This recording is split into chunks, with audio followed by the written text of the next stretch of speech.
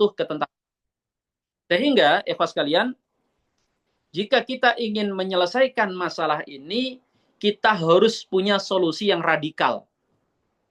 Ini kalau nyebut radikal nggak enak ya. Radikal ini kan bahasa hari ini selalu konotasinya negatif gitu kan. Wah ini pasti Ustadz ini rencananya bikin bom gitu ya. Padahal radikal itu kan kalimat yang sebenarnya bagus. Radik kan dari kata radik kan. Radik itu apa? Akar. Makanya ada kopi radik ini kan. Kopi akar-akaran gitu. Jadi radik itu akar. Maksudnya menyelesaikan permasalahan secara radikal itu menyelesaikan permasalahan dari akar masalahnya. Bukan hanya yang nampak di permukaan. Karena kalau kita menyelesaikan dengan cara militer, kita menyelesaikan dengan cara-cara yang sudah disebutkan tadi, kita itu tidak menyelesaikan akar masalah. Kita hanya menyelesaikan satu masalah yang nampak, tapi akar kebusukan masalah itu tidak terselesaikan. Apakah dijamin kalau kemudian misalnya nih, Israel berhasil diusir dari Palestina, kemudian Al-Quds kemudian diurus dengan baik oleh muslimin? Apa enggak malah berpecah seperti yang terjadi di Sudan? Atau kemudian nanti terjadi pertikaian seperti yang terjadi antara Yaman dengan Saudi, antara hari ini sudah mulai kan, bagaimana Pakistan dengan Afghanistan, padahal itu persoalan-persoalan sederhana, apalagi bicara tentang tanah suci yang ada di sana. Ini pasti potensi konflik, malah nanti musuhnya bukan lagi orang di luar Islam, musuhnya bisa jadi kaum muslimin sendiri saling berantem satu sama lain. Nah, sehingga ikhwas sekalian, kenapa saya menjadikan buku yang tadi saya sampaikan, Hakada Jel Salahuddin wa hakada Adatil Quds, begini generasi Salahuddin dan beginilah Al-Quds dikembalikan, itu saya rujuk karena sang penulis itu begitu teliti dalam mengkaji masalah di masa Salahuddin. Jadi dikaji dengan sangat teliti masalahnya dari mana, sumbernya apa, ini penyakit jenis apa, bagaimana cara mengobatinya, dan bagaimana menarik ke dalam masa kontemporer hari ini. Karena sang penulis kan termasuk ulama kontemporer ya, wafat sekitar 2014, barusan beliau wafat ini.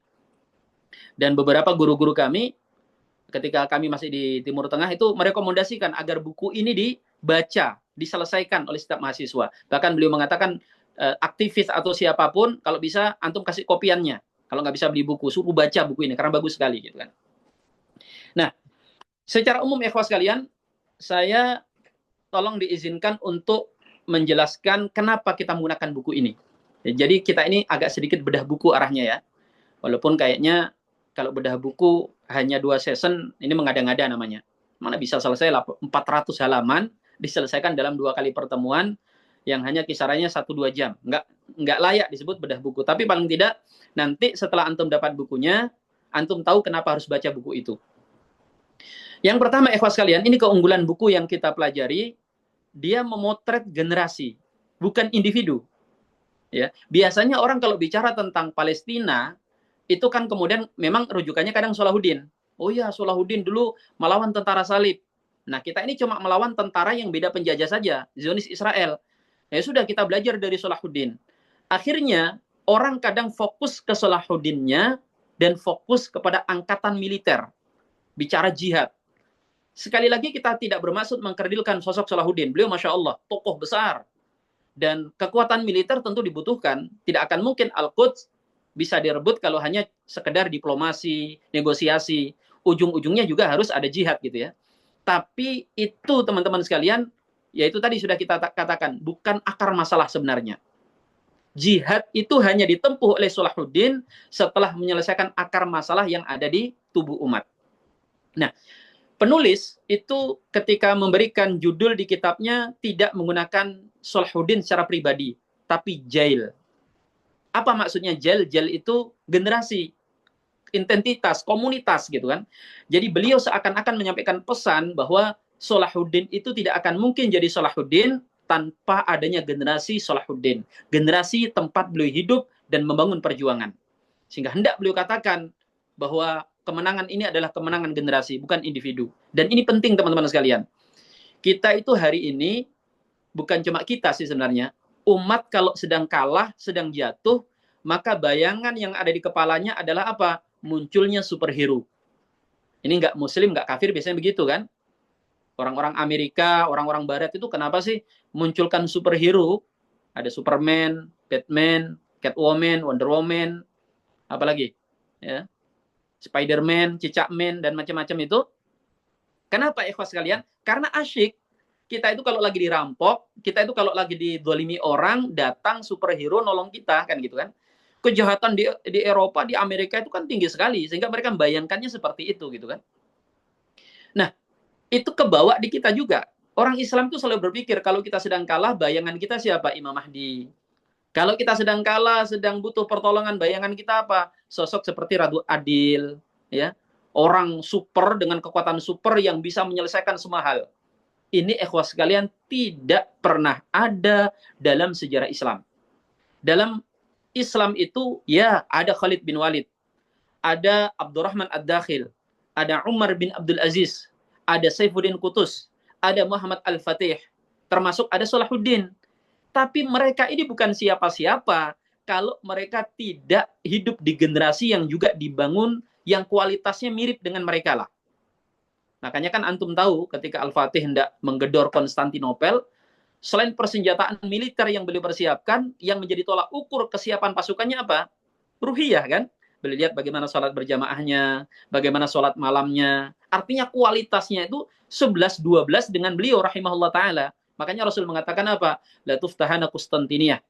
Konstantinopel akan dibuka. Wala ni'mal amir amiruha, wala ni'mal jaish dalikal jaish. Sebaik-baik pemimpin adalah yang memimpin pembukaan Konstantinopel dan juga prajurit yang ikut serta dalam pembukaannya. Artinya generasi, komunitas, bukan individu, teman-teman sekalian.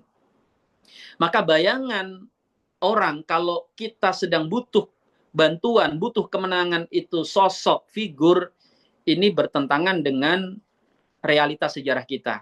Tabiat Islam nggak begitu. Nah, itu bisa jadi dibuat oleh musuh-musuh kita, ikhwas sekalian, supaya kita menunggu sesuatu yang nggak bisa ditunggu. Kan gitu kan?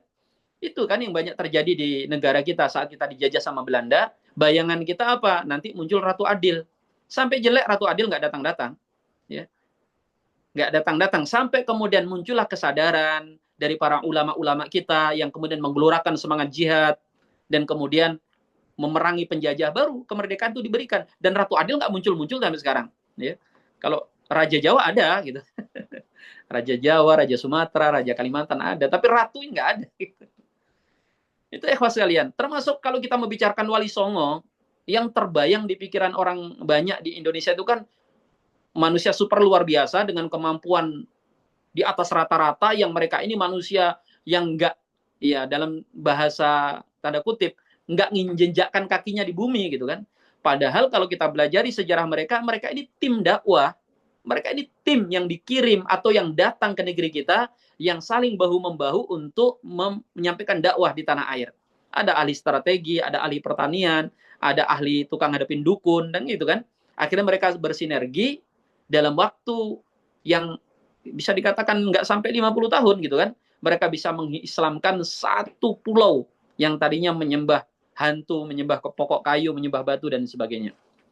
Maka buku ini menarik ikhwas sekalian. Beliau menjelaskan dan menekankan bahwa bicara tentang orang-orang luar biasa, para pembebas, para pembuka, itu tidak bicara individu. Itu bicara tentang generasi.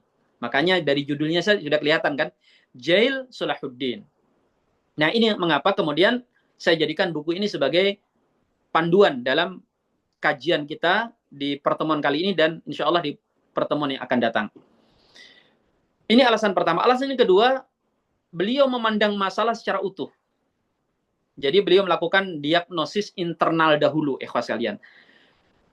Biasanya orang ketika mengkaji Salahuddin langsung gedebruk masuknya tentara salib di tahun berapa itu? 1090-an masuk gitu kan. Setelah itu nggak lama lahir Salahuddin, kemudian bagaimana mulai menyatukan wilayah yang ada di Syam, di Mesir, baru kemudian perang Hittin sudah. Sehingga yang tertangkap di kepala kita adalah, oh, orang sumber masalah kita, problem kita itu tentara salib toh. Mereka datang jajah dengan semangat untuk merebut Yerusalem dari kita, yang digelorakan oleh Paus Urbanus gitu kan.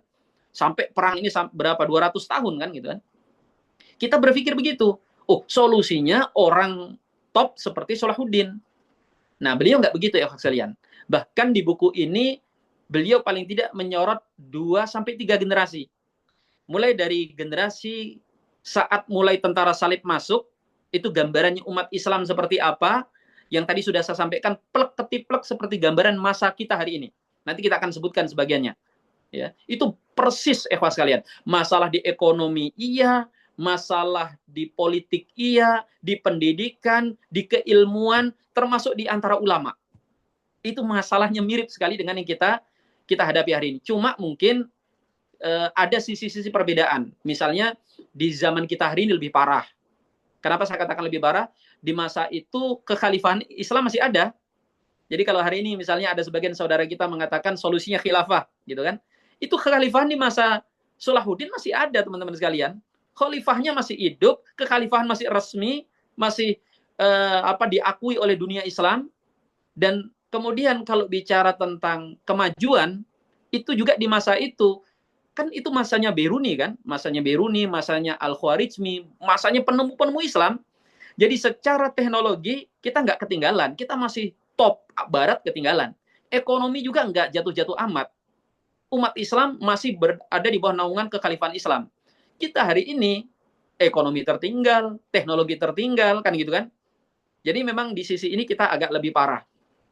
Tapi nanti juga kita akan temukan ada sisi yang di masa Salahuddin lebih parah dari masa kita. Ya, nanti akan kita urai secara lebih detail gitu kan. Tapi yang jelas yang menyebabkan buku ini layak untuk dibaca oleh kita semuanya yang memikirkan tentang bagaimana proyek kebangkitan ini bisa segera kita mulai atau bahkan sudah dimulai sebenarnya, kita ikut terlibat di dalamnya, ini di antara panduannya. Ya, jadi beliau gambarkan gimana kondisi umat Islam sampai kemudian mulai generasi persiapan proyek itu gimana perubahan sampai kemudian generasi Salahuddin itu lengkap teman-teman sekalian. Kemudian yang ketiga, mengapa saya merujuk buku ini adalah ini menyajikan secara utuh dari sebab, kiat, kemudian tokohnya, prosesnya hingga hasilnya. Biasanya kalau kita baca buku tentang Salahuddin, pembebasan Palestina, Al-Quds, atau termasuk Konstantinopel, itu lebih kepada kisah.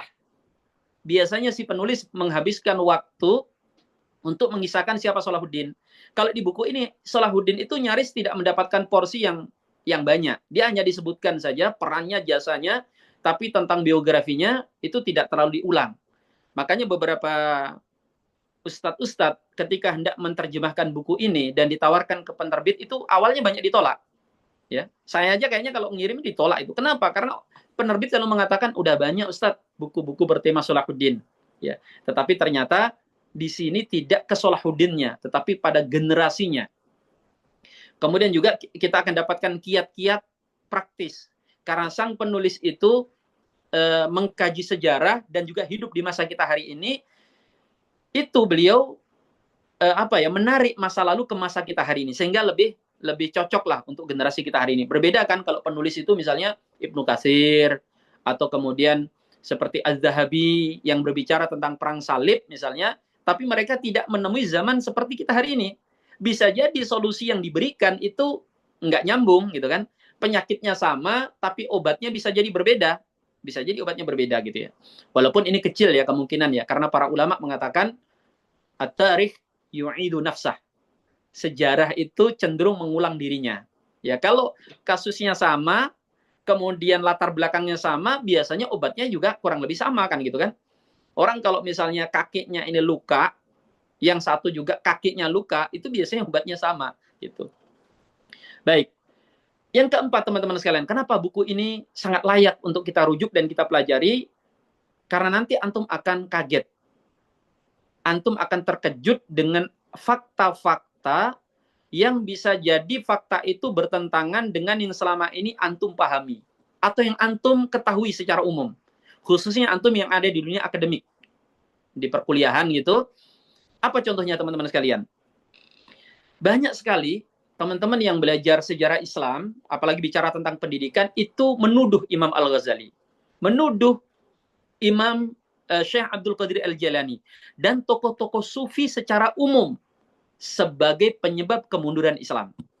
Jadi antum itu kalau ini tangkap pemahaman teman-teman yang ada di kampus, itu selalu mengatakan gitu. Yang menyebabkan kita mundur itu ya Al-Ghazali dengan konsep tasawufnya, dengan permusuhan dia kepada filsafat, dengan kritik-kritik pedas dan kerasnya dia kepada filsuf-filsuf. Dan kemudian yang dikatakan sebagai yang menyebabkan umat Islam maju, yang menyebabkan umat Islam itu kemudian bisa mengalahkan Barat, itu karena pemikiran, karena filsuf, karena filsafat. Makanya kemudian dikatakan Ibnu Rushd misalnya, itu sebagai tokoh pembaharu yang mendobrak kejumutan dan sebagainya. Teman-teman sekalian, ini ternyata akan terbalik fakta yang akan kita dapatkan. Justru yang akan kita temukan adalah sosok seperti Al-Imam Al-Ghazali, Syekh Abdul Qadir Jailani, kemudian tokoh-tokoh besar yang mereka ini bisa dikatakan dari kalangan sufi, itu justru adalah para pembaharu-pembaharu. Antum akan tahu justru Imam Al-Ghazali yang mencak-mencak saat mulai ada dikotomi pemisahan keilmuan. Ini ilmu agama, ini ilmu umum. Ini ilmu zahir, ini ilmu batin. Orang kalau belajar agama, itu akan mengatakan apa? Ngapain belajar ilmu umum? Itu ilmu yang nggak membawa manfaat, justru membuat kita cinta dunia. Ini nih, belajar agama nih.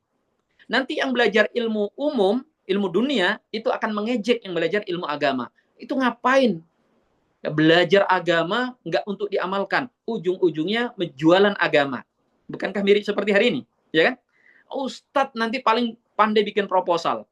Akhirnya agama jadi pengemis dan sebagainya. Kemudian ada yang memisahkan antara ilmu zahir sama ilmu batin. Ada ulama yang bergelut dengan ilmu fikih, kemudian meremehkan ilmu tasawuf. Kemudian yang bergelut dengan ilmu tasawuf, ilmu batin, meremehkan ilmu-ilmu zahir seperti fikih, hadis dan sebagainya. Itu pertentangan terjadi di masa itu, ikhwas sekalian. Dan nanti insya Allah ini akan kita sebutkan contoh-contohnya. Dan seperti hari ini, sampai ada pertikaian, sampai ada grup-grupan, bahkan sampai ada darah yang menggenang. Hanya karena perbedaan ini. Imam Al-Ghazali yang memerangi itu semuanya. Beliau menghantam para filsuf dan menjatuhkan mereka karena mereka menganggap bahwa ini adalah sumber kemajuan Islam. Karena justru beliau mengatakan Islam mundur gara-gara ini. Beliau juga menghadapi para ulama-ulama yang jumud dalam madhab. Atas nama madhab Syafi'i, Hanafi, Maliki, Hanbali, atau madhab Asy'ari di akidah, atau Hanabilah, atau Maturidiyah, kemudian mereka saling merendahkan satu sama lain. Itu dihajar oleh Imam Al-Ghazali. Apakah orang seperti itu yang menyebabkan kemunduran Islam? Enggak, ikhwas sekalian. Kalau antum masih ragu, itu mungkin cuma teori, Ustaz. Ya, buktinya di masa Al-Ghazali itu terjadi kemunduran. Antum lihat, hasil yang kemudian diraih, itu golnya kan dibebaskannya Al-Quds. Itu hasil kerja daripada Imam Al-Ghazali. Yang diteruskan oleh siapa? Syekh Abdul Qadir Jailani dan kemudian digolkan kan oleh Salahuddin. Cukup ketika Imam Al-Ghazali dan Syekh Abdul Qadir Jailani diakui oleh orang yang setuju maupun yang di luar itu sebagai kreator kebangkitan Islam di masa Salahuddin, itu sudah cukup menunjukkan bagaimana jasa beliau. Nah, di buku ini akan diungkap ya kalian. Dan si penulis ini bahkan menceritakan pengalaman pribadinya. Ya, antum bisa buka kayaknya di mukaddimah buku beliau. Beliau punya karya banyak ya. Syekh ini Syekh Al-Kilani ini punya karya di antaranya falsafah tarbiyah Islamiyah. Itu di mukaddimahnya kalau saya baca beberapa karya beliau. Beliau itu menceritakan, beliau kan S1-nya di Yordan, S2 juga, S3 di Yordan, S2-nya beliau sempat ke Mesir. Nah, di Mesir itu beliau menceritakan saya bergumul dengan karya-karya Imam Al-Ghazali. Dan gara-gara beliau baca karyanya ini, Imam Al-Ghazali, beliau sempat sakit selama 3 bulan. Kenapa ya, ikhwas sekalian? Karena beliau menceritakan semua hal yang selama ini dia ketahui tentang Al-Ghazali, kemudian teori-teori pendidikan selama ini dia pelajari dari tingkat dasar sampai dia S1 gitu kan, sampai dia sudah jadi ustadz, jadi ulama, itu seperti diruntuhkan oleh Imam Al-Ghazali. Makanya antum kalau kemudian suudon kepada beliau, ya boleh sih, tapi coba baca dulu karyanya. Setelah antum baca karyanya, baru antum boleh nilai orang satu ini gitu. Karena orang sekelas Syekh Irsan Al-Kailani ini kemudian mengatakan dia sampai shock lah bahasanya, dan shocknya 3 bulan sakit, periksa ke rumah sakit, dokternya bingung sakit apa. Nah, pada ujungnya kemudian dia mau belajar, dia teliti, dia kaji, dan kemudian beliau menulis disertasi ya, di antaranya adalah karya yang sangat luar biasa ini. Akhirnya beliau mengakui bahwa sosok yang satu ini sosok luar biasa, yang sering diperlakukan tidak adil oleh sebagian orang yang salah paham tentang beliau. Jadi nanti antum akan temukan ini fakta-fakta begini nih, termasuk Syekh Abdul Qadir Jailani gitu kan. Itu kan kalau di negeri kita, antum kalau disebut Syekh Abdul Qadir Jailani, yang kebayang apa? Pedang atau tasbih? Yang kebayang jihad atau kholwat atau uzlah? Kan kita sudah bisa tahu ya, orang Indonesia kan. Itu kalau sudah sebut Syekh Abdul Qadir Jailani, pasti bayangannya adalah sufi, sosok yang berdiam di mungkin di tempat yang sepi, di gunung-gunung dan sebagainya. Beliau itu, ikhwas sekalian, adalah ulama pergerakan. Dan nanti di buku ini akan diungkap, beliau kemudian mencetak generasi-generasi yang kemudian itu menjadi penopang utama daripada kesuksesan dan keberhasilan generasi Salahuddin. Ya. Ini fakta yang keempat, ikhwas sekalian, kenapa kita gunakan buku ini. Kita lanjut dulu. Yang kelima, menjadikan panduan sejarah untuk solusi atas masalah yang serupa. Jadi, beliau rahimahullah ta'ala dengan bukunya ini tidak menciptakan teori baru. Yang tidak ada salah sebenarnya dengan teori baru itu. Kita boleh saja mengkaji, meneliti, dan kemudian membuat satu terobosan. Oh, kayaknya solusinya atas masalah ini deh. Oh, ini penyakit ini obatnya ini. Nggak ada yang salah. Tetapi, ikhwas sekalian, kita juga tahu berapa banyak teori baru, solusi baru itu baru coba-coba. Akhirnya kita jadi kelinci percobaan. Masalahnya ini bukan untuk dicoba-coba ya. Untuk agama kok coba-coba ya. Anak aja nggak berani coba-coba gitu kan. Untuk anak jangan coba-coba gitu ya. Itu merek apa sih? Iklan apa itu? Tapi ikhwas sekalian, jadi beliau itu menghadirkan sejarah. Dan sejarah itu adalah panduan bagi kaum muslimin untuk bagaimana mereka meraih kejayaan dan kebesaran di masanya atau menghindari keruntuhan dan kejatuhannya. Kayaknya antum lihat kan bagaimana ulama-ulama itu ketika mereka melahirkan tokoh-tokoh pembaharu, tokoh-tokoh yang membawa kemenangan, itu selalu menceritakan sejarah umat sebelumnya. Seperti Saifuddin Qutuz banyak diceritakan tentang Salahuddin. Salahuddin dikisahkan bagaimana tentang Khalid bin Walid, tentang Umar bin Abdul Aziz dan sebagainya. Dan termasuk Rasulullah dan para sahabat menjadi pembuka bumi saat itu, ya mereka belajar ya tentang bagaimana perjuangan generasi-generasi umat-umat sebelum Rasulullah SAW atau umat-umat dari nabi-nabi terdahulu. Jadi beliau mengambil ini sejarah dan kemudian dijadikan sebagai solusi ya untuk masalah kita hari ini. Ya, karena itu tadi masalahnya sama, kemudian juga baik eksternal ataupun internal, kemudian juga kondisi kita hari ini juga membutuhkan apa yang dibutuhkan oleh umat terdahulu, sehingga kemudian beliau ya sudah ini aja solusinya gitu. Kemudian yang keenam, memberikan penjelasan yang utuh tentang arti kemenangan. Nah, ikhwas sekalian dimuliakan Allah, banyak orang yang menyederhanakan kemenangan. Jadi kalau berpikir tentang Palestina, tentang Al-Quds, kita menang kalau Al-Quds sudah kita rebut. Kita menang kalau rakyat Palestina tidak lagi dijajah. Atau solusinya dua negara. Atau solusi-solusi yang seperti itulah. Padahal teman-teman sekalian, itu kadang kemenangan yang semu gitu kan. Kemenangan yang sebenarnya bukan kemenangan. Hanya kita, ya sudah daripada semakin parah, ya cari yang mendang-mending saja.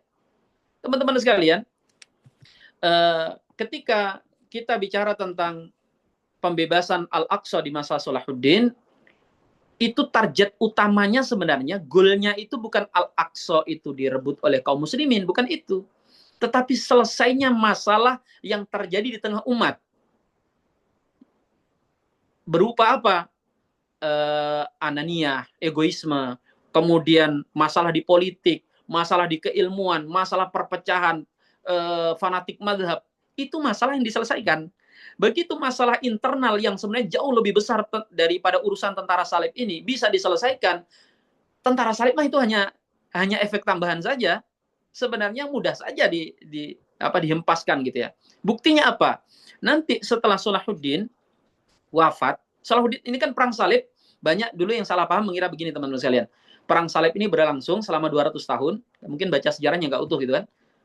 Kemenangan tentara salib itu kalau di pelajaran memang ada. Antum kalau sekolah umum pun di SMP kayaknya ada deh itu sejarah perang salib itu kan dimenangkan oleh umat Islam. Itu dikira kemenangan masa Salahuddin. Enggak teman-teman sekalian. Perang salib itu 7 kali ya. Ada yang menyebut 8 kali. Tapi saya lebih setuju 7 kali. Salahuddin itu di babak ketiga. Jadi perang salib pertama, perang salib kedua, perang salib ketiga, dan keempat. Salahuddin menang. Masih terjadi perang salib berikutnya itu kan. Tapi perang salib yang berikutnya itu udah nggak seru. Maksudnya apa? Orang-orang Eropa, para penjajah itu sudah terpinggirkan. Dan bahkan ketika mereka mencoba menyerang Al-Aqsa, dengan mudah dikalahkan oleh kaum muslimin. Satu-satunya yang menyebabkan mereka sempat balik nanti di perang salib kelima atau keenam, mana lupa, itu nanti Al-Aqsa kembali dicaplok oleh tentara salib. Anda baca.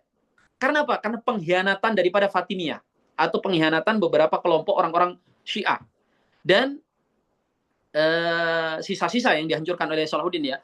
Dan kemudian itu diserahkan kepada penguasa Eropa. Tapi karena umat Islam itu sudah sembuh dari penyakit akutnya, ya, walaupun penyakit itu sudah mulai menghinggapi lagi kan, sudah mulai generasi sudah berganti, tapi mereka dengan mudah merebut kembali. Ini maksudnya teman-teman sekalian. Sehingga beliau lewat bukunya ini memberikan kepada kita pemahaman tentang apa itu kemenangan.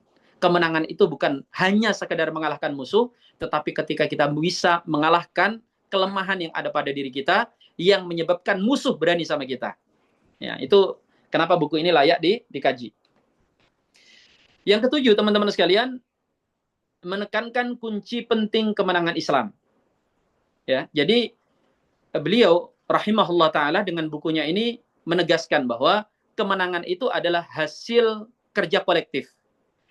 Itu adalah hasil para mujahidin, ini adalah hasil kerja para ulama, dan ini adalah keberhasilan umat secara umum. Sehingga kemudian beliau nanti akan menjelaskan, menuturkan kenapa umat Islam itu dikatakan menang dalam perang salib, karena masalah yang ada pada pemimpin Islam bisa dikatakan tuntas, selesai. Masalah yang banyak penyakit ini menghinggapi para ulama-ulama kita terselesaikan, demikian juga umat sudah mulai sadar dari kejatuhannya. Antum kayaknya semakin penasaran, kayak apa sih sebenarnya kondisinya? Saya kasih gambaran ikhwas kalian. Di masa ketika tentara salib itu mulai berani mau menjajah Palestina. Itu gambarannya. Kita bicara politik dulu ya. Khalifah ada. Khalifah itu bahkan sampai berapa 7 atau 8 kekhalifahan itu kan gonta-ganti itu khalifah Islam. Tetapi sudah sangat lemah. Kerajaan-kerajaan atau kesultanan-kesultanan kecil-kecil itu banyak. Itu sebenarnya bukan perpecahan ya. Di masa sebelumnya, masa Abbasiyah, sebelumnya masa Umayyah, itu juga sistem pemerintah itu kan begitu kan. Masing-masing ada kerajaan-kerajaan, kesultanan-kesultanan, tapi mereka di bawah kekhalifahan Islam, gitu kan. Artinya mereka di bawah instruksi daripada khalifah. Raja manapun tidak ada yang berani membangkang gitu kan.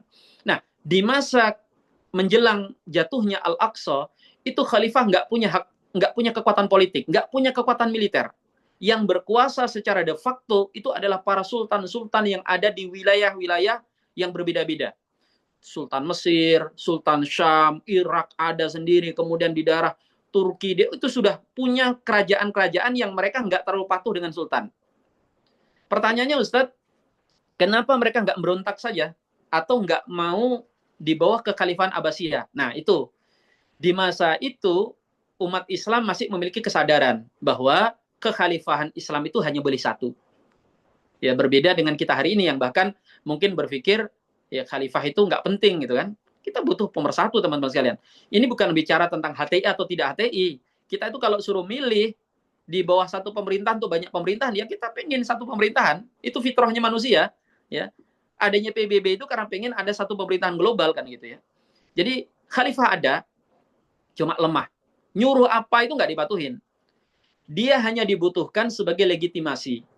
Biasanya kalau sultan itu meninggal dan mau digantikan sama sultan yang baru, itu yang mengesahkan, yang memberikan melantik Ya, yang melantik itu khalifah, nanti dia melantik.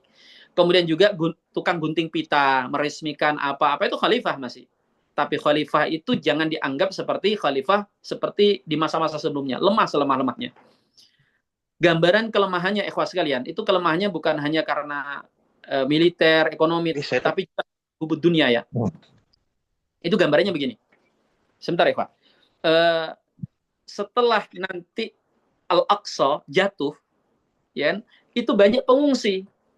Pengungsi itu dari Palestina melarikan diri ke pusat pemerintahan Islam di kota Baghdad.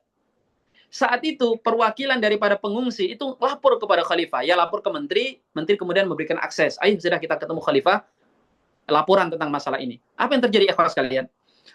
Begitu tamu-tamu Exodus ini, para pelarian ini datang, apa kata khalifah? Ini ada masalah apa? Ini khalifah, ada orang-orang dari Palestina itu tanahnya dijajah oleh tentara salib. Terus ya mereka minta supaya kita ngirim pasukan tempur, kita usir tentara salib dari sana. Ya, bukan itu solusinya. Ya, kita ini nggak usah perang-perang dulu lah. Ini aja, ini kan tanah kita luas, cari aja tanah. Ya, jadi sebenarnya agak lebih bijak lah daripada pemerintah mungkin hari ini gitu kan. Ada pengungsi nggak diterima gitu kan. Ini diterima gitu kan. Udah, untuk sementara ini aja solusinya. Cari tanah, belikan rumah, udah kita urus di sini, biarkan tanah di sana dikosongin dulu. Karena saya lagi pusing nih. Merpatiku sudah 3 hari nggak pulang ke kandang. Kalian tuh bayangkan gitu kan, khalifah lebih mikirkan merpatinya yang hilang dalam tanda kutip daripada mikirkan Al-Quds yang dijajah oleh tentara salib. Ini gambaran politiknya begitu teman-teman sekalian. Sekarang kita masuk ke sumber atau gambaran masalah sebenarnya. Umat dan ulama. Ulama yang pertama, ikhwas sekalian, kita nggak mengatakan ini semua ulama begitu ya, karena di masa itu kan ada ulama-ulama besar juga kan. Di masa itu ada Syekh Abu Ishaq Az-Zarazi, kemudian juga ada Ibnu Aqil, ada ulama-ulama besar lah, yang mereka tentu nggak semuanya hubud dunia gitu. Tapi apalah daya mereka menghadapi arus saat itu, ulama itu terlibat ke dalam persaingan yang tidak sehat. Mereka terkelompok-kelompok kepada madhab-madhab, yang antara madhab ini saling menjatuhkan satu sama lain. Yang bermadhab Hanafi atau bermadhab Hanbali akan berusaha menjatuhkan seorang pejabat yang pada masa itu jabatan banyak dipegang oleh ulama ya, yang dari kalangan madhab Syafi'i. Sebaliknya juga demikian. Bahkan mereka akan saling memainkan fitnah agar ulama itu dijatuhkan dan jabatannya diberikan kepada mereka. Ya, sehingga mereka ini gambarannya, kalau bayangin gini, udah kita ini Syafi'i, kalau bisa semuanya Syafi'i lah. Yang Hanafi juga begitu, yang Hanbali juga begitu. Dan itu mengerikan sekali teman-teman sekalian. Nanti akan antum baca itu ada ulama yang dia masuk ke kota Baghdad, dia bermadzhab Syafi'i. Kemudian dia mengatakan tentang pentingnya kita mengikuti sunnah. Ya, seperti kita hari ini kan. Dan di antara cara kita mengikuti sunnah adalah dengan bermadzhab. Umat pada awalnya ya benar ini kan, mazhab kan adaan. Kemudian yang mengatakan dan mazhab yang benar itu adalah mazhab Syafi'i. Sedangkan mazhab-mazhab yang lain sudah banyak menyimpang. Wah, itu sampai terjadi pertumpahan darah di masjid. Sampai khalifah itu turun tangan atau pemerintah turun tangan, tentara kemudian membunuhin masyarakat yang nggak mau yang demo ini kan. Dan kemudian ulama ini diusir dan beberapa ulama-ulama yang lain dilarang ngajar di masjid-masjid dan di madrasah-madrasah. Gambarannya separah itu. Jadi mazhab yang nggak ada yang salah dengan mazhab. Mazhab ini kan dibuat oleh para ulama untuk menanggapi dan menjawab tantangan zaman. Dan ini memang cara beragama yang benar, terstruktur. Tapi ketika yang benar dijadikan amunisi untuk bermusuhan, berarti tidak benar. Itu yang salah, teman-teman sekalian. Jadi antum jangan kepikir gini ya. Ketika ada satu masalah, yang terlibat adalah A. Solusinya A aja berarti dihabisin. Bukan begitu. Makanya nanti di masa Salahuddin, ketika beliau melihat sebenarnya masalahnya sudah mulai reda karena sudah diselesaikan oleh Imam Syekh Abdul Qadir Jilani. Di masa beliau itu tinggal pematangan saja. Beliau kan justru membangun madrasah berbasis mazhab kan.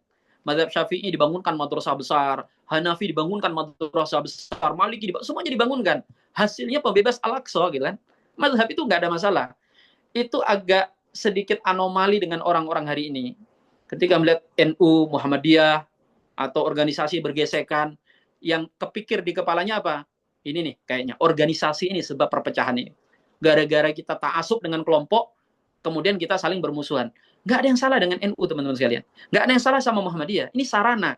Yang salah itu ketika menjadikan loyalitas kita, wala dan barok kita kepada organisasi, bukan kepada Islam. Ya. Dan itu terjadi. Orang itu bahkan ketika di masa itu tidak akan menikahkan saudaranya atau anaknya dengan orang yang berasal dari mazhab yang lain. Itu kondisi real yang ada di masa kejatuhan Islam, masuknya tentara salib. Baik, yang terakhir ya sekalian, waktu kita yang membatasi.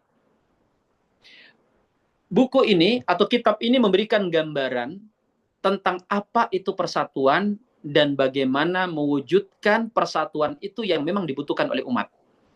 Apa maksudnya ya sekalian? Kita tahulah bahwa kemenangan tidak akan mungkin bisa diraih tanpa kekuatan. Dan tidak ada kekuatan tanpa persatuan. Hanya problemnya kita ini tentang apa itu persatuan, versinya banyak. Ada teman-teman kita yang mengatakan begini, bersatu sih bersatu, Ustaz. Tapi bersatu seperti apa dulu? Bersatu itu harus di atas Quran dan Sunnah. Ya. Bersatu itu harus di atas satu manhaj. Tidak boleh berbeda dalam masalah akidah. Tidak boleh bersatu dengan ahli bid'ah. Kayak gitulah intinya. Sebenarnya tidak ada yang salah dengan kalimat-kalimat itu kalau dipahami dengan benar. Bersatu di bawah Quran dan Sunnah. Betul. Nggak mungkin kita bersatu dengan orang yang merujuk kepada Tripitaka, merujuk kepada Darmo Gandul, kan gitu kan, atau yang memusuhi Quran dan hadis, jelas. Tapi kalau kita maknai bahwa persatuan itu adalah satu jenis, satu pendapat, satu kelompok, apalagi kelompok yang kecil itu pun saling bertikai satu sama lain, itu nggak pernah ada, teman-teman sekalian. Ini apa ya? Mimpi kalau kita berangan-angan di kepala kita, umat ini hanya bersatu di bawah Quran dan Al-Hadis dengan satu pemahaman yang misalnya mengatakan maulid itu bid'ah atau maulid tidak bid'ah, atau mengatakan bahwa mazhab ini yang sunnah, yang ini tidak sunnah. Nggak mungkin, nggak pernah ada. Di masa Salahuddin tidak seperti itu. Makanya nanti kita akan tahu persatuan yang dijelaskan, yang diinginkan dalam Islam, sampelnya diantaranya di masa Salahuddin. Ya.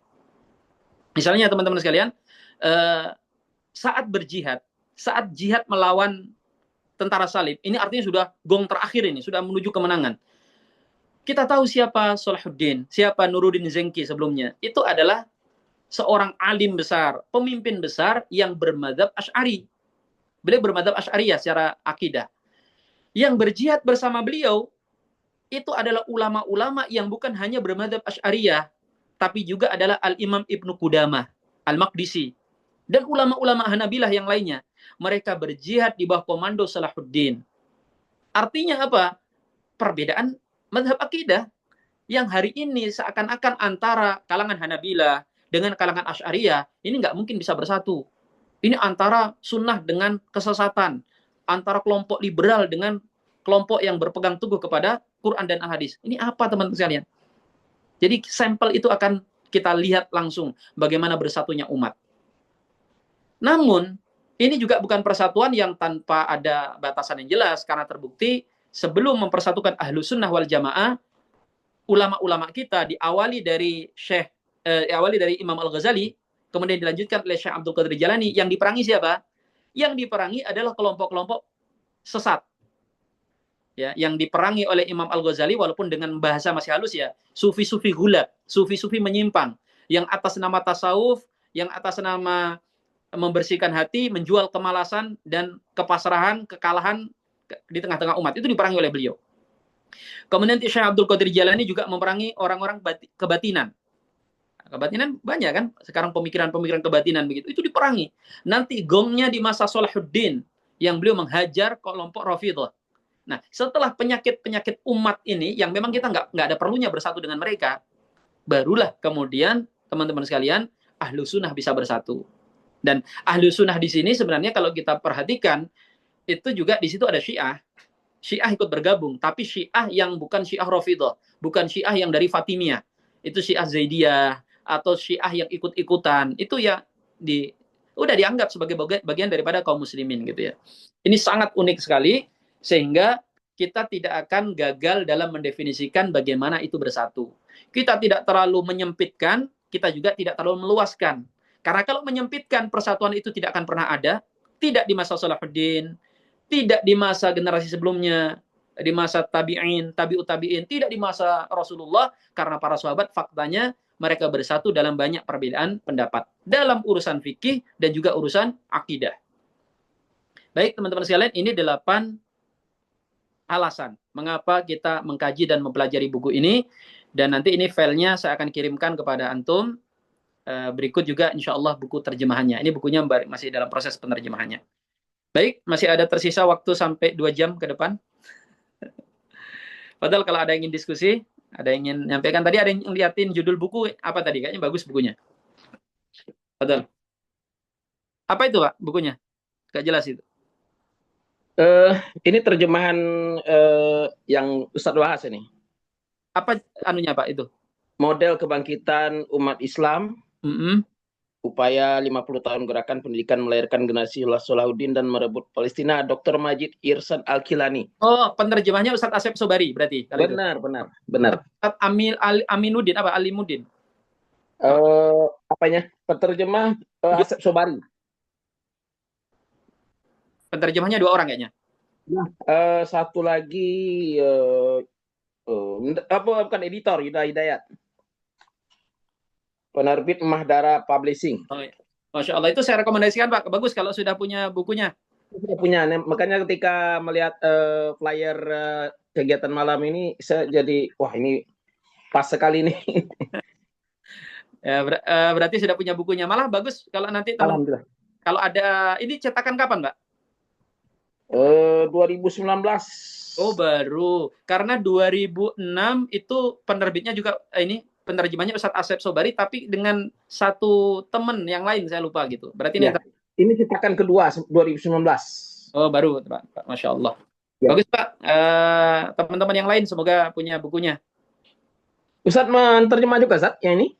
Saya menterjemah tapi bukan untuk dikomersilkan. Saya terjemahkan untuk antum ikut kajian ini. Oke, sip. Kalau tahu, karena saya cari buku ini sudah nggak ada gitu. Saya cepat nyari. Ya. Katanya udah nggak dicetak lagi. Jadi makanya sudah saya terjemahkan aja. Silakan ada yang lain, Fadal. Boleh diskusi, Zat? Boleh, monggo, silakan. Afwan ya, bismillahirrahmanirrahim. Assalamualaikum warahmatullahi wabarakatuh. Jazakumullah atas kesempatan ini. Jadi ini memang suatu suatu karya tulis yang brilian sekali, luar biasa untuk menuntun umat menemukan cara mengembalikan kejayaan Islam ya. Yang jadi pertanyaan gini, bagaimana dengan upaya-upaya yang telah dilakukan oleh tokoh-tokoh Islam sejak dari Muhammad Abduh, kemudian Syekh Rashid Ridho, terus Imam Hasan Al-Banna, kemudian seterusnya sampai hari ini gitu kan, ulama-ulama yang sudah melakukan berbagai macam perjuangan. Nah itu bagaimana ke depannya Ustaz untuk bisa mendapatkan sesuatu yang ya terus terang sampai hari ini kita kan masih merasa masih jauh lah perjalanan begitu kan. Kita juga belum belum bisa mengatakan kita akan bertemu dengan masa kejayaan itu, anak cucu kita wallahu alam. Kira-kira dari perjalanan panjang para ulama kontemporer ya, kalau boleh kita katakan sejak keruntuhan khilafah tahun 1924 itu kan banyak, termasuk juga Indonesia kan, Kiai Haji Ahmad Dahlan, Syekh Hasan pendiri NU, Syekh. Jadi ke depan ini bagaimana nih Ustaz memandang perjalanan kebangkitan umat ini? Ya. Itu aja Ustaz. Jazakallah. Masya Allah. Bismillah, alhamdulillah, salatu wassalamu rasulillah. Kalau saya perhatikan bahwa sunatullah perubahan itu mulai nampak lah. Dan kalau kita baca buku, dan antum sudah baca bukunya selesai belum Pak Deddy ini? Belum? masih OTW. Allah. Nanti Susah namanya tebel, tahu tebel. dan teman yang lain juga akan tahu bahwa perjalanan perubahan umat Islam yang hari ini kalau kita teliti mengamati itu juga tahapan demi tahapan yang diraih oleh generasi sebelum Salahuddin ya, itu juga nampak di kita hari ini.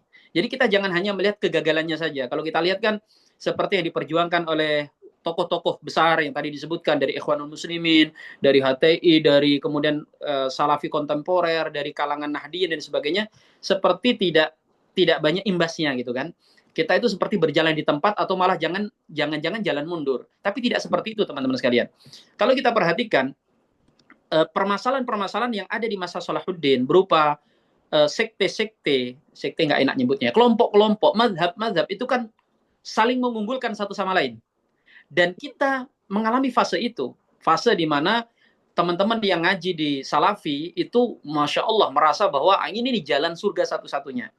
Teman-teman yang ngaji di Ikhwan juga begitu. Wah ini nih kayaknya generasi ruhul jadid di tengah-tengah umat. Begitu juga di HTI, wah ini kayaknya solusi nih. Di NU juga kurang bagaimana. Wah ini nih ngaji yang benar, yang bersanad. Namun, tren itu kelihatannya hari ini sudah mulai ditinggalkan. Mulai muncul kesadaran-kesadaran di semua faksi-faksi umat Islam, di mazhab-mazhab yang ada itu, bahwa kebaikan dan kebenaran itu tidak dimonopoli oleh kelompoknya. Itu kesadaran yang suka atau tidak suka, orang mau menghalang-halangi atau bagaimanapun caranya, tidak bisa ditutup mata. Kita saksikan adanya teman-teman Salafi yang mu'tadil hari ini, yang mulai sadar bahwa kita itu bukan yang paling sunnah juga. Ternyata ada beberapa amaliyah yang kita tuduh orang lain bid'ah, justru pendapat dia yang kuat. Itu ada. Teman-teman yang ada di Nahdien juga sudah mulai terbuka. Jadi ini karena saya bermain di dunia ilmu, teman-teman sekalian, saya ambil contoh misalnya. Kalau antum lihat cara teman-teman Salafi menjelaskan hukum di tahun 90-an, itu biasanya begini. Quran hadis, gitu. Jarang sekali menyertakan ulama. Kalau toh menyertakan ulama yang dicantumkan biasanya tokoh-tokoh dari Salafi kontemporer. Ya, Syekh Utsaimin, bin Bas, Syekh Al-Albani dan sebagainya, rahimahumullah taala. Nah, teman-teman NU juga begitu. Teman NU itu menggunakan cara batsu masailnya yang sangat klasik. Jadi mereka nggak pakai dalil. Biasanya pakai kitab ini, pakai kitab itu. Selesai. Dalil itu nggak penting menurut mereka karena ulama itu sudah pasti pakai dalil. Sehingga mereka pakai ibarat namanya. Ada di kitab ini, kitab itu. Nah, dua cara ini sekarang sudah mulai saling melengkapi. Teman-teman NU antum perhatikan beberapa ustadz-ustadz kita sekarang sudah mulai itu menampakkan dalil. Ya kenapa? Karena dulu alergi berdalil tuh nanya dalil Wahabi. Sekarang udah mulai kita butuh. Bahkan ini dalilnya. Dari teman-teman Salafi sendiri kalau antum perhatikan yang lumayan cukup keras, misalnya teman-teman yang di Gresik gitu kan, Al-Furqon, ya, itu kan ada majalah Al-Furqon. Itu sekarang sudah menggunakan 4 mazhab. Bahkan ustadz kita yang di online seperti ustadz siapa yang Rumaiso itu? M. Abdul Tuasikal, Ustaz. Ustadz Abdul Tuasikal. Itu kan banyak menggunakan mazhab. Dan beliau banyak rujuk ke mazhab Syafi'i. Ya, ini kita tidak sedang mengunggulkan satu mazhab dengan mazhab yang lainnya, tetapi tren itu sudah mulai nampak hari ini. Umat sudah mulai sadar betul pentingnya takrib, menyatukan satu sama lain. Sehingga kita harapkan beberapa tahun ke depan, itu identitas itu nggak harus selalu jelas. Nggak harus begini. Ustadz Syahrin Tariq NU, Ustadz Syahrin Tariq Muhammadiyah, nggak harus begitu. Nggak apa-apa deh jadi Ustadz gado-gado. Yang penting apa? Saya atas nama Islam. Dan ini sudah mulai kelihatan. Ya antum suka atau tidak suka, antum mau setuju atau tidak setuju, faktanya hari ini mulai banyak orang yang tidak lagi mengedepankan mazhab. Ya, bahkan banyak sekarang di NU itu kalau menjelaskan fatwa bukan lagi Syafi'i, bahkan memberikan solusi Maliki.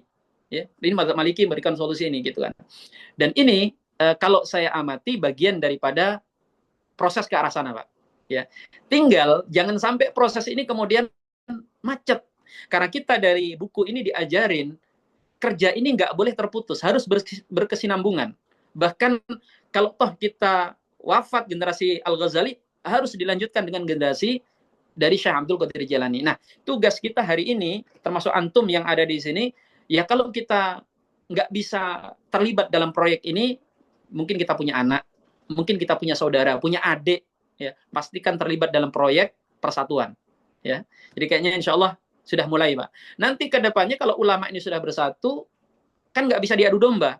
Karena ternyata nanti kita dari buku itu belajar ke para pejabat-pejabat, para penguasa itu untuk mempertahankan eksistensi mereka, ini apa kekuatan politik mereka mengadu antara ulama. Jadi mereka juga menciptakan itu politik apa belah bambu itu bukan hanya dilakukan oleh penjajah kepada kita, tetapi oleh penguasa-penguasa jahat yang menginginkan agar mereka tetap bisa berkuasa dengan kekuasaan mereka. Lu antum apakah dikira teman-teman sekalian, kenapa kita hari raya kita nggak bisa sama-sama, puasa kita nggak sama-sama, itu gara-gara NU beda pendapat sama Muhammadiyah? Saya rasa bukan itu. Ada pihak-pihak tertentu yang menginginkan agar kita ini dibuat tidak sama terus supaya umat Islam nggak punya kekuatan. Ya, dan orang awam kan sederhana aja mikirnya kan. Kalau dia hari rayanya beda dengan saya, kalau dia puasa beda dengan saya, kalau dia cara sholatnya beda dengan saya, ya sudah saya nggak mau pakai dia. Akhirnya kita di bidang politik pun lemah, di bidang sosial pun lemah. Nah ini nampak ke depannya mulai ada counter balik ini. Makanya kemarin saya diskusi dengan beberapa ustadz-ustadz. Sekarang ustadz kayaknya kayak lagi ditarget gitu kan, kasus nasab, pesantren, kemudian hiruk pikuk masalah apa lagi, masalah pendidikan Islam, masalah ini kayak kita diobok-obok. Saya bilangin ini kita nggak diobok-obok Ustaz, ini ibarat bisul itu lagi pecahnya, nggak apa-apa gitu kan. Ini masalah ini sudah lama gitu kan. Nah nanti setelah ini orang akan tahu ya, bagaimana sebenarnya penyakit ini muncul, siapa penciptanya. Ya karena seakan-akan penyakit ini dianggap munculnya dari Islam. Ya, nanti kita akan masuk ke babak baru, yaitu babak kesadaran umat. Ya. Jadi dari sini insya Allah Pak Deddy Effendi, kita optimis. Semoga kalau toh kita nanti nggak menikmati masa di mana Al-Aqsa itu kembali ke pangkuan muslimin, ya, dan saya katakan sebenarnya bukan itu satu-satunya kemenangan kita. Kemenangan kita itu sebenarnya bagaimana umat Islam bersatu. Ya.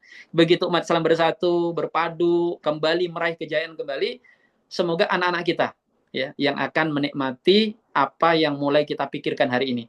Dan semoga ini rekaman kita kalau toh nanti dilihat oleh anak-anak kita itu sambil senyum mereka kan 2000 berapa gitu kan. Ini mbah saya dulu ini bapak saya sempat ngomongin yang sekarang kita nikmati gitu. Wallahu alam bisawab. Gimana? Ada lagi, Ikhwah? Assalamualaikum, Ustaz. Izin, Ustaz. Betul lagi. Arizal, betul. Ya, terima kasih Pak Ustadz atas informasi dan ilmunya yang disampaikan malam hari ini ya. Ustadz, ada yang mau saya tanyakan nih. Belum lama ini kan kita dihebohkan ya dengan berita meninggalnya salah satu pemuda namanya Randika ya, dari Sumatera Selatan yang diduga wafat karena kelaparan. Ya, jasadnya ditemukan di pelataran sebuah masjid gitu ya, Ustadz ya. Nah, dalam... Ya, yang dianiaya itu. Oh bukan, Ustadz, yang meninggal karena kelaparan itu, Ustadz. Yang dia nulis surat wasiat untuk... Oh ya, betul. Ya, itu kan dalam konteks itu kan akhirnya muncul banyak narasi nih dari sebagian netizen gitu ya, yang mengaitkan peristiwa tersebut dengan isu kepedulian terhadap masyarakat Palestina gitu kan. Mereka ya kurang lebih narasinya yang ngapain gitu kita bantu jauh-jauh Palestina sementara di sekitar kita ini masih banyak yang kelaparan, yang butuh pertolongan dan sebagainya gitu ya. Nah ini pertanyaan saya Ustaz, gimana cara pandang kita yang tepat gitu ya menurut ajaran Islam dalam menyikapi narasi-narasi semacam ini dan gimana sih seharusnya umat Islam itu menyeimbangkan gitu lah antara kepedulian kita terhadap Palestina yang sifatnya global gitu ya dengan kepedulian sosial kita terhadap masyarakat yang ada di sekitar. Seperti itu Ustaz. Syukron. Bismillah, alhamdulillah, salatu wassalamu ala rasulillah. Nah ini bedanya ikhwas sekalian ketika kita itu mencari solusi dari ulama beneran dengan solusi yang kita nggak katakan bukan dari ulama ya, tetapi solusi yang mungkin daripada mendang-mending gitu kan. Ya solusi mendang-mending bisa kita pakai, tapi hasilnya juga mendang-mending gitu kan. Tapi kalau kita mau mencari solusi yang diberikan oleh para ulama-ulama kita, itu mungkin prosesnya tidak instan, butuh waktu yang lama. Tetapi yang jelas bahwa hasilnya itu pasti akan merubah banyak hal. Nah, hari ini teman-teman sekalian, masalah yang sekarang kita hadapi ini kan ada yang tidak bisa kita selesaikan dengan cara yang instan. Ya dengan cara itu tadi orang lapar kita kasih makan. Karena namanya orang lapar, ya kita kasih makan hari ini, apakah dia besok nggak lapar lagi gitu kan? Jelas yang kita berikan apa yang memberikan solusi bagi dia adalah bagaimana supaya dia nggak lagi mengharap makan dari pemberian kita, kan bisa nyari makan lagi. Nah, apa yang kita lihat di sosmed hari ini seperti yang antum sampaikan dan kondisi rakyat di Palestina, dan orang kemudian komentarnya macam-macam. Yang komentar itu nggak paham, ya, yang nyinyir itu nggak paham, dan kadang kita menanggapi pun dengan cara yang bikin orang gagal paham. Zaman kita hari ini, ikhwas sekalian, zaman kita ini hari ini itu zaman yang bukan hanya masa Salahuddin ya. Nanti di masa Imam Ibnu Hazm sebelumnya itu mengatakan di masa fitnah, di masa umat Islam itu sedang tidak berkuasa, di masa umat Islam sedang jatuh, itu kurangi komentar, kurangi memberikan jawaban. Kita benar saja itu masih dibully, apalagi salah. Ya. Sehingga ini bukan masa kita untuk bernarasi. Bukan kita nggak boleh bernarasi, tapi kurang-kurangi itu. Karena ini sebenarnya adalah tugas ahli ilmu, tugasnya ulama. Sehingga kan kalimat yang nanti dikeluarkan Imam Al-Ghazali ya sebagai solusi kemenangan umat Islam, lau sakata man la yadri laqala khilafu bainal khalqi. Kalau orang-orang yang tidak banyak tahu mau diam, maka akan sedikit terjadi perselisihan di tengah-tengah umat manusia. Jadi pesan saya kepada antum semuanya, kalau ada masalah-masalah apapun, masalah yang tadi disampaikan, masalah isu-isu yang hari ini termasuk pembantaian yang ada di di Sudan, ya, di Palestina dan sebagainya, antum jangan banyak komentar. Loh, berarti gimana Ustaz? Kita diam Ustaz. Dan bukan, kalau antum komentar, jangan pakai lidah antum, jangan pakai tulisan antum, pakai ulama. Ya. Ini masalah ini gimana nih? Ya sudah, antum cari ulama. Karena ulama itu insya Allah bicara baik ilmu, walaupun nanti ulama itu ada yang nggak setuju, tapi yang nggak setuju itu pakai ilmu juga. Beda sama kita, hawa nafsu, ego dan sebagainya. Jadi ini kaidah pertama evaselen. Masalah Palestina, masalah orang-orang komentar itu serahkan tugas itu kepada para ulama. Orang-orang awam itu antum terlibat dalam hal yang kira-kira nggak banyak melibatkan lisan. Ini kaidah yang pertama. Terus yang kaidah kedua, teman-teman sekalian, hari ini orang itu kadang berkomentar, kita itu nggak tahu posisinya di mana. Orang yang komentar, kita ini bantu Palestina, tapi sebenarnya rakyat sendiri atau masyarakat sendiri banyak terabaikan. Yang komentar itu siapa? Kalau yang komentar itu adalah orang di luar Islam atau orang liberal dan sebagainya, itu konteksnya jelas. Orang kayak gini nggak butuh jawaban sebenarnya teman-teman sekalian. Kita jawab sampai memble sekalipun, itu malah justru mereka akan mencari alasan lain. Kita jawab misalnya gini kan, ya itu dibantu sebenarnya, tapi Palestina juga dibantu gitu kan. Akhirnya mereka ngomong apa lagi? Iya, bantuan ke sana banyak dikorupsi, gitu kan. Diangkat kasus-kasus yang bermasalah untuk menghukumi semua, gitu kan. Nggak akan ada selesainya. Tapi kalau orang itu adalah dari kalangan saudara kita yang dia gagal paham gitu ya, iya juga ya. Kan harusnya mendahulukan yang lapar di Indonesia daripada yang ada di Palestina. Itu kan gampang aja sebenarnya jelaskannya. Mas, kalau kita nunggu kelaparan yang ada di Indonesia ini selesai, kapan selesainya? Ya. Yang ideal itu di sini kita selesaikan, di sana kita selesaikan. Kalau toh kemudian di sini tidak selesai 100%, ya wajar lah. Wong ini tanggung jawab, bukan tanggung jawab umat Islam sebagai individu, sebagai masyarakat, tetapi ini tanggung jawab pemerintah kan gitu. Kita ambil alih, wajar gitu. Ada 1-2 kelaparan. Di sana juga ada orang kelaparan masalahnya. Bahkan kalau dibuat sampel gitu kan, dibuat sampel ikhwas sekalian. Sampel kelaparan yang terjadi hari ini nulis surat itu kalau dibanding yang terjadi di Palestina, nggak sebanding. Paham ya maksudnya ya? Ya, yang begitu itu kalau sebenarnya dibuat sampel dari 100 orang belum tentu satu begitu. Tapi di Palestina dari 100 orang bisa jadi yang nggak kelaparan cuma satu. Apakah kita hanya gara-gara yang satu kasus ini meremehkan yang ada di Palestina? Terus yang kedua, teman-teman sekalian, masalah itu juga bukan hanya semata-mata karena lapar saja ya. Pasti ada faktor-faktor yang lain. Karena kalau bicara tentang orang itu lapar, antum lapar nih, minta ke orang Indonesia, kita beri taruhan, dikasih nggak kira-kira? Antum lapar, antum minta makan, dikasih nggak? Dikasih. Ya. Kalau antum nggak dikasih oleh satu orang, pindah ke rumah sebelahnya. Sejahat-jahatnya orang Indonesia, saya rasa kalau ada orang kelaparan butuh makan, pasti dikasih. Kalau toh kemudian dia sampai meninggal, itu ada faktor X. Ustadz kok suudon loh? Antum tahu nggak? Di fikih dibahas itu. Di fikih dibahas loh. Orang itu bagaimana kalau dia kelaparan, boleh atau tidak minta kepada orang? Ya, itu dibahas gitu. Kalau dia tahu bahwa ini bisa membahayakan nyawanya, ya sudah dia makan. Ya, walaupun nanti di mazhab Imam Ahmad ini saya jelaskan supaya antum nggak salah paham. Di mazhab Imam Ahmad itu ada begini, teman-teman sekalian. Kalau ada orang lapar yang membahayakan nyawanya, pilihannya dua. Yang satu, dia makan babi atau minta kepada orang. Mana yang didahulukan? Mereka sepakat yang didahulukan makan babi. Tidak minta kepada orang. Ya. Kenapa? Karena pentingnya menjaga kemuliaan dari meminta-minta. Terus yang kedua, dalam pembahasan mazhab Hanbali. Saya pakai Hanbali dulu, supaya ini antum paham. Kalau ada orang lapar, adanya makanan babi, atau yang haram secara zat, terus dia milih nggak makan dan mati, maka dia berdosa. Kenapa? Karena dia itu sebenarnya punya kewajiban untuk makan babi itu. Tapi kalau dia misalnya nih lapar, butuh makan, tapi pilihannya cuma minta, apa kata Imam Ahmad bin Hanbal? Beliau mengatakan lebih baik dia mati dalam kelaparan daripada meminta-minta. Loh, berarti benar Ustaz, kasus orang ini lebih baik mati daripada meminta-minta? Enggak. Beliau keliru. Tapi semoga Allah maafkan kesalahannya. Karena yang disebut oleh Imam Ahmad lebih baik mati daripada meminta-minta supaya tidak menimbulkan fitnah. Fitnah apa? Fitnah yaitu tadi, dirinya menjadi peminta-minta, menjatuhkan kemuliaan. Dia mungkin ya tidak minta-minta dan meninggal, ya. Tapi kemudian dengan suratnya itu justru menimbulkan polemik. Paham maksudnya ya? Akhirnya nanti apa?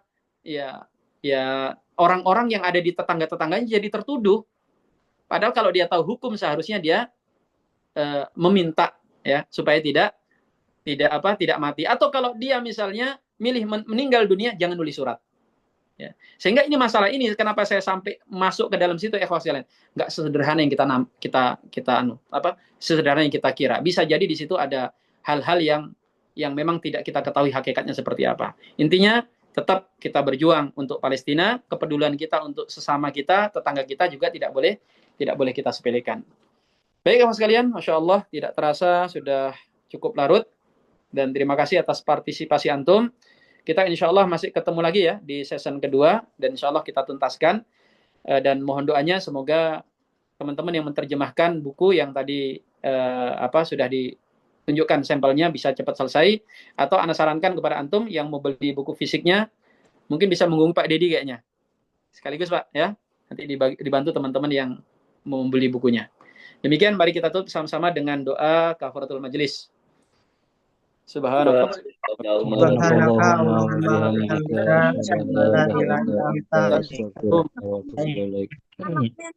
Jazakallah khair Ustaz ilmunya.